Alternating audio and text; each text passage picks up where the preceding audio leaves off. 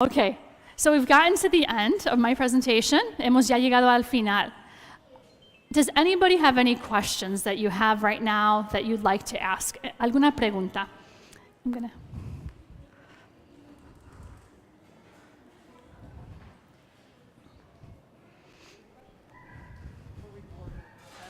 Is it on? Is the goal to build the program up to 8th grade at some point? Okay, so your question is, will the program be offered until 8th grade? La pregunta es que si el programa se va a ofrecer hasta el grado 8. I believe the answer is yes, absolutely. If we start the program, we are guaranteeing that that program will be offered until 8th grade. Sí, nosotros estamos cometidos a de que este programa se va a llevar a curso hasta grado 8 aquí en nuestro distrito. Comprometidos. Esa es la palabra que yo buscaba. Hi, I have two questions. The first question is, when you talked about the 80-20, how do you decide what is being considered? Does it rotate the different subjects? How is that decided? That's the first question. Okay, so la primera pregunta, let me repeat it in English just in case. Okay, so her first question is, how do we decide what subjects are taught for the 80% in Spanish and the 20% in English for next year? So la pregunta viene siendo, ¿cómo decidimos las materias en que se enseña el 80% del día en español y el 20% en inglés? So the way we decide is that we teach literacy in both languages. So we teach Spanish literacy and English literacy. And we also account for our explore or specials times. So if they're given in English, that counts toward the 20%. So in pre-K and K, the literacy block is bigger in Spanish, smaller in English, and then they go to their art or music or PE class in English. So that counts toward the 20%. Okay? So nosotros en estos niveles de pre-kinder y kinder damos instrucción en alfabetización en inglés y en español. Pero la mayoría de los minutos sí se otorga a español y menos a inglés. También los cursos especiales, por ejemplo, educación física, arte, música, como todo eso se da en inglés, eso cuenta hacia el 20%. Okay? Your second question? And my second question is, can you just kind of break down as well as possible, like what the training for teachers is going to look like as far as full, like programming and preparing them for this type of work?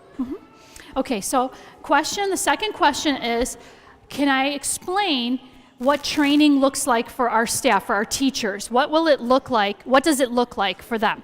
So la pregunta es que si puedo yo explicar cuál es el entrenamiento para los maestros que van a dar el programa dual. Okay, so currently our teachers are trained in bilingual education. So that means that they have to go back. The state of Illinois requires that you go back to school and that you study bilingual education methods, right? So, for example, I have a master's degree in bilingual education.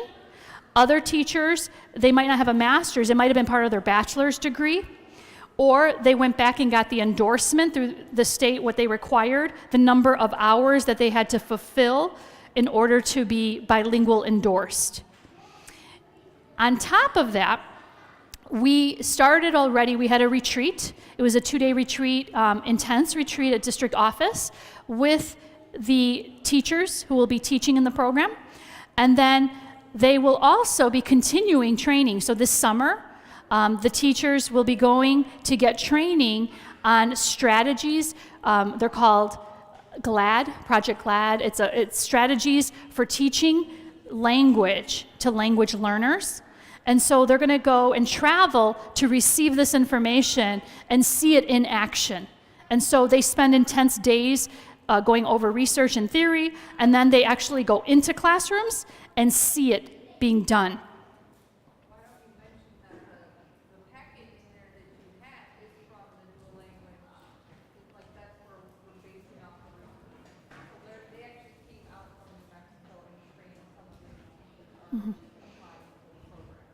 Okay. So lo voy a decir en español. Tanto igual lo que dijo Amy. Nosotros, para que nosotros tengamos certificación en educación bilingüe, tenemos que por el Estado recibir entrenamiento. Así que hay personas que lo estudian, por ejemplo, yo lo estudié 2 años, más aparte de mis primeros 4 años de estudio como maestra. Otros lo toman en sus primeros 4 años de estudios como maestro. Las universidades lo ofrecen cursos hacia esos 4 años. Otros lo toman de ciertas horas que tienen que tomar de cursos en educación bilingüe. Así que todo depende, pero tienen que ser aprobados por el Estado para confirmar de que tienen esa certificación para dar educación bilingüe, y también tienen que tomar evaluaciones para comprobarlo. Nosotros tuvimos en el distrito hace como más de un mes atrás un entrenamiento muy intenso de 2 días en que yo y el personal que va a dar el dual fuimos entrenados por el Departamento de Educación Dual de Nuevo México. Y nosotros tenemos una relación con ese departamento porque ellos tienen mucha experiencia en esto. Así que seguiremos con ellos, nos van a seguir dando entrenamiento. Este verano viajaremos a ver esto en práctica. Vamos a sentarnos y estudiar cómo esto se está llevando a cabo en otro estado, ¿verdad? Y vamos a seguir recibiendo entrenamiento. Así que primeros 2 días dan un entrenamiento intenso de la teoría de los estudios, y de ahí vamos a las clases dual para analizarlo y verlo en acción. Y eso seguirá. Amy mencionó esa relación con la organización de Nuevo México. Esa es un compromiso que tenemos con ellos para seguir recibiendo entrenamiento. Yes. Mi pregunta es, bueno, mi niño entiende 100% el español, todas las instrucciones que se las damos en español, pero él tiene problemas del habla. Me gustaría que asistiera al programa porque lo poco que él habla es en inglés. Pero mi hijo, ¿qué tanto me recomienda que él puede asistir a este programa para que él siga su terapia desarrollo? de lenguaje? Sí. Así que la pregunta es, ¿su hijo en casa hablan el español, lo entiende 100%? Todavía está desarrollando el español para hablarlo, recibe servicios de habla, de speech, y mamá quiere saber si es recomendable que él siga en este programa, porque lo que habla es inglés, si sería beneficial para su hijo. So mom is asking, in her house, her son, they speak Spanish primarily, and her son understands Spanish completely. However, he does receive speech services. He speaks mostly in English, not so much in Spanish. She wants to know if this program would be beneficial to her child. Okay? So la respuesta es sí. Hasta los niños que tienen esa dificultad con habla, no es decir que no lo pueden desarrollar con el tiempo. Muchos niños que están en servicios de speech empiezan, pero a largo plazo ya no necesitan servicios. Ellos empiezan así, especialmente a una edad de esta edad, de infantil.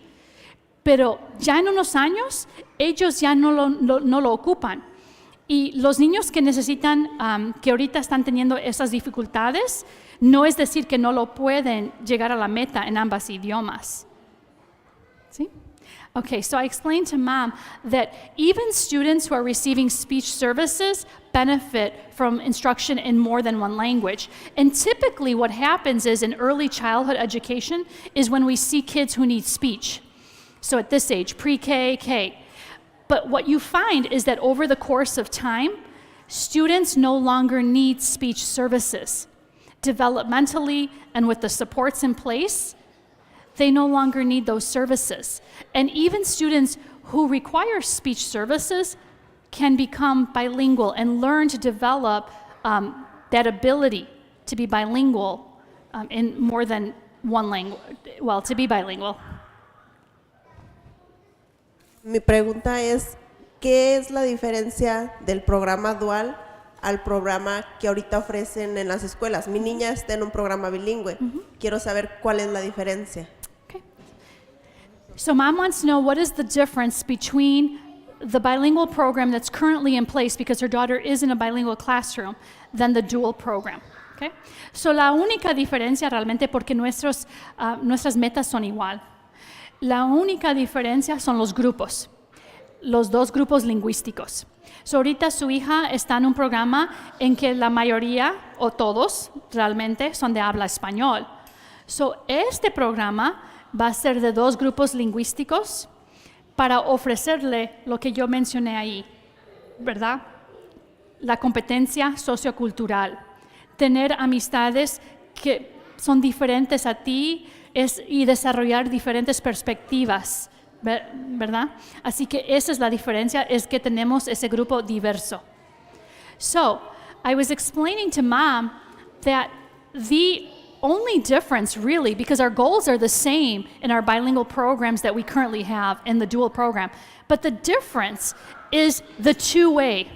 So the two linguistic groups in our bilingual programs that we currently have in place in the district, most of our students who are in there, or all of them, come from a Spanish-speaking background. The dual program brings two linguistic groups together, our native English speakers with our native Spanish speakers, to reap the benefits that I mentioned in the PowerPoint, which is that sociocultural competence piece that you get from being with people, studying, learning with others, making friendships, learning diverse viewpoints that you get when you are mixed with people who are not necessarily like you.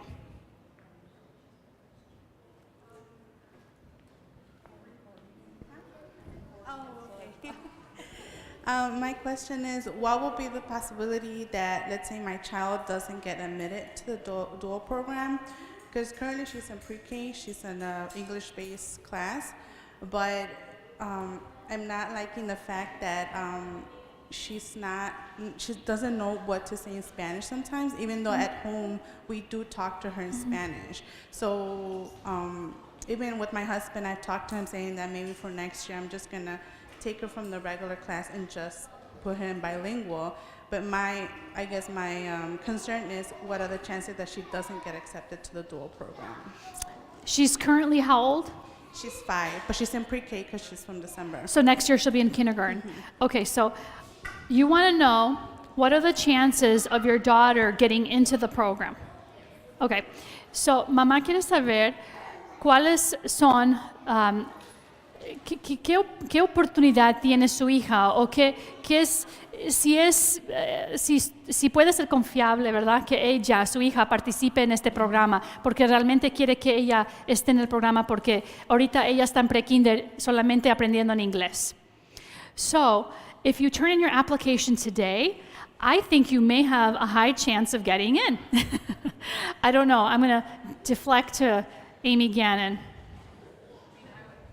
I would agree. I would agree with that too. And I think probably she asked a really great question, because like that's a little bit of a nervousness, right? Like we're 80% Spanish, right? And you literally would be surprised on how the kids don't know anything different. So you shouldn't be afraid of what's being more spoke at home or what's being more spoke at school. Because eventually being around it and practicing it in the way that she's mentioned it, you're going to see that she's going to come home and actually feel confident now to do and speak in both languages. Not even speak in both languages, to think, to write, to read. It's a confidence ability, right? And I think for a lot of Spanish-speaking families, sometimes we are able to talk. I mean, my mom's Assyrian. My grandma spoke Assyrian to me. My mom spoke Assyrian to me. I can't read and write it. And that's not a good thing. I'm at a disadvantage because of that now. So this is an opportunity for something to say, hey, we got away from this, but now we can instill this in them to have an opportunity when they get older. So, en español, brevemente, para contestar la pregunta de la mamá aquí, yo digo que si quiere que su hija, si está segura que quiere que su hija sea parte del programa, yo le recomiendo que llene la solicitud hoy día y que nos lo entregue, para que tenga alta oportunidad de ser seleccionada. Y Amy Gannon aquí estaba mencionándole a la mamá que las oportunidades de este programa va a ser tan grandes, ¿verdad? Sabemos que van a ser tan grandes. Ella comentó de su experiencia de tener una mamá que ella hablaba otro idioma, Assyrian. Su abuela que hablaba es Assyrian. Y desafortunadamente ella nunca lo aprendió. Y ella estuvo a esa desventaja de no poder hablar y comunicar en ese idioma que era parte de su cultura. Así que estamos brindando a niños esas oportunidades de saber más de un idioma. Any other questions? Did you have a question, Mom? Okay. So if they have a IEP right now for speech and they're going into kindergarten, the speech teachers will still come here and do their 20 minutes or whatever a week? They wouldn't need to come here because they would be housed here. So everything that we build in terms of resources for the building, like we'll have a resource teacher, we'll have MTSS teacher, all of those teachers we're hiring have to have a background kind of in the dual language kind of lens. And also, if you are attending that school, your IEP always follows you. You'll always receive the services that you need that's inside your IEP.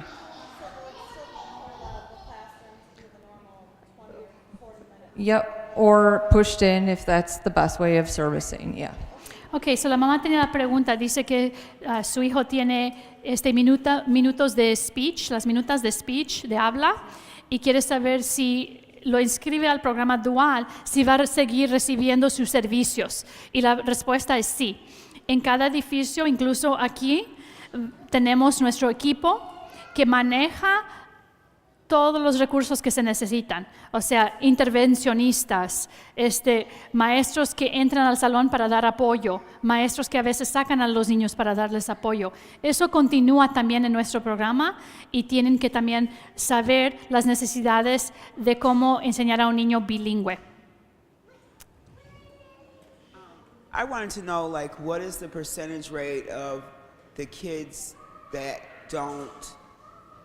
Okay, so my concern is getting my child into this program, and then we speak English at home, and what if he comes here and he feels like less than, like he can't do it and feels sad or whatever. So what's the percentage rate of the kids that don't do well? Okay, so mom wants me to speak to, for her child who is from an English-speaking background, what would this be like for him or her coming into this program without the Spanish background, right? How is that going to impact the child emotionally, etc.? So mamá quiere saber aquí cuáles son las implicaciones para su hijo porque no viene de habla español. ¿Cómo lo va a impactar emocionalmente? So the answer I have for you is that when we teach and when we're trained to teach language, we don't teach it in isolation. So we don't teach it in a way that ever inhibits or makes a child feel less than, ever. As a language teacher, when I was teaching my students, it was imperative that I made all of my kids feel accepted and to feel like they were contributors to our classroom dynamics. So that doesn't change even if we're speaking in Spanish. That doesn't go away. And our teachers they know those strategies, they know those tricks because it is an inclusive environment. It's not meant to segregate or to make anybody feel less than. We are inclusive. And so it's the teachers, and what they do is they also build on the models. So for example, if your child is English speaking, they become the models during English time. It's like they're leaders. So children learn to view each other as leaders because they both contribute to the classroom dynamics. You also brought up a point about at home, and I didn't really speak to it, but at home, even if you're not Spanish speaking, it doesn't mean that your child can't be successful, because our teachers are trained to know that. So when they assign homework, they're thinking of that in mind. They have to be very purposeful on the types of homework assignments they give, because they know that our families aren't Spanish speaking necessarily at home. We strive to create a very inclusive environment in dual programs. So I don't know if that answers your question, but He's really outgoing and open now, and I'm just like, is he gonna feel like, oh, I'm scared about this? when children first learn a language, so this is what I will say. I remember when my son was in an immersion program, and my husband and I speak both languages, but at home we spoke English more. It was sort of a shock for my son in the beginning, because as you can imagine, you're like trying to like navigate the world, right? Like, but that does go away, and because they're so young, it actually goes away pretty quickly. At that age, they're very accepting of each other. They're very loving of their friends. And so initially, and this is something that we would cover in our orientation session, is that what to expect those first few weeks, what to expect, because those are normal. It's very normal to walk into a classroom when you're in a dual classroom, and if that's not the language you've been taught in or that you speak, to be at first apprehensive. But I will tell you that that does go away. The children that my son was in class with who were learning in Spanish, the majority of them actually came from English-speaking households, like 90% of them. Some of them were trilingual. They spoke Polish at home, Arabic at home. And so it was definitely a shock factor at first, but I will guarantee you that this age is very accepting and loving. And our teachers are trained to be inclusive of all of our students. Mi respuesta a la pregunta aquí es de que nuestros maestros toman en cuenta de que los niños vienen de diferentes idiomas lingüísticas y toman en cuenta de que los niños que son de habla inglés, quizás al principio les da un poquito de miedo, pero nuestros maestros son entrenados para que nuestros salones sean inclusivos, para que acepten uno a otro. Y es más, los niños que son de habla inglés también son líderes para sus compañeros, porque ellos durante la hora de inglés demuestran su liderazgo y sus habilidades. Así que, y a esta edad, los niños aceptan a sus amigos, ¿verdad? Ellos aman a sus amigos. Ellos no quieren dividir, ¿verdad? Ellos aman a sus amigos y nosotros, eso es lo que queremos enseñarles, a que sean aceptables a sus amigos y que forman esas amistades entre sus amigos. Así que si al principio para los niños que vienen de habla inglés es un poco de, es algo nuevo para ellos, pero eso es normal, pero eso va cambiando. Yo estaba explicando a mi hijo que estuvo en este tipo de programa, que nosotros hablamos ambos idiomas, pero en casa más hablábamos el inglés. Y él estaba aprendiendo en español. Yo me acuerdo que cuando él iba a la casa, era un poco diferente para él, y yo sabía, pero eso cambió rápidamente. Eso no fue por lo largo plazo, eso fue nomás al comienzo. Pero de eso vamos a hablar más intensamente cuando tengamos la orientación, para que ustedes sepan qué es lo que puedo yo esperar esas primeras semanas. ¿Cómo puedo yo ayudar a mi hijo en casa? Porque nosotros como maestros de educación dual sabemos que no todos nuestros niños hablan español en casa o sus familias. Entonces, cuando nosotros damos tareas, tenemos que tomar eso en cuenta. Y nuestros maestros son entrenados para que ellos sepan ¿Cómo es que estos niños pueden trabajar en casa cuando mamá y papá no hablan el idioma? Any other questions? ¿Los niños con diagnóstico de autismo son aceptados en este programa? Okay. Porque yo tengo un hijo, ella lo conoce, es Sebastián. Él es un niño que no sigue indicaciones, es un niño que hay que darle apoyo con audífonos, con cobijas pesadas y Sí, sí, la entiendo. Okay, so mom wants to know if children with certain disabilities, her child has autism, would her child be accepted into a program, the dual program? He has special needs. Would her child be a candidate for dual language education?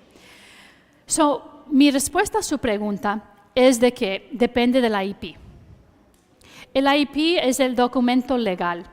Si el IEP, y ese viene siendo el plan de educación que es individualizado para su hijo, si ese plan dice que su hijo tiene que estar en un salón de niños que tienen disabilidades de cierto tipo para otorgarle los servicios, entonces no podría estar en dual. Todo depende de ese plan, lo que dice, porque ese plan es legal y nosotros tenemos que seguirlo. ¿Sí me entiende? Así que esa es una conversación que podemos nosotros hablar más en detalle con usted dependiendo del plan del IEP. Okay? So my answer to mom was, it depends on the IEP. That individualized education plan that her child has. The IEP is a legal document that tells us and tells families what services need to look like. So for some of our students who have certain types of disabilities, the IEP may say that they need to be in a self-contained classroom, which is a classroom with students that have other types of disabilities in order to receive the services that are most appropriate for that student. So in that case, we could not go against the IEP and put a student into a dual program. So we follow the IEP, and we would meet individually with mom to look at the IEP to determine whether or not her child could be a candidate for dual. Any other questions? ¿Alguna otra pregunta? Okay, thank you for being such a lovely audience. You're here late. I appreciate it. You've been wonderful. You've asked great questions. Thank you for coming. I enjoyed talking to you, getting to know you. I look forward to getting to know more about you and your children. If any question you have about bilingual education, please see me. I love talking bilingual education. Muchas gracias por estar aquí. Ustedes han sido una audiencia perfecta. Vinieron en la noche, están aquí, hicieron buenas preguntas. Si ustedes están interesados, quieren tener una conversación más íntima conmigo acerca de la educación bilingüe, a mí me encantaría. Me encanta este tema. Thank you so much and have a great night. Gracias.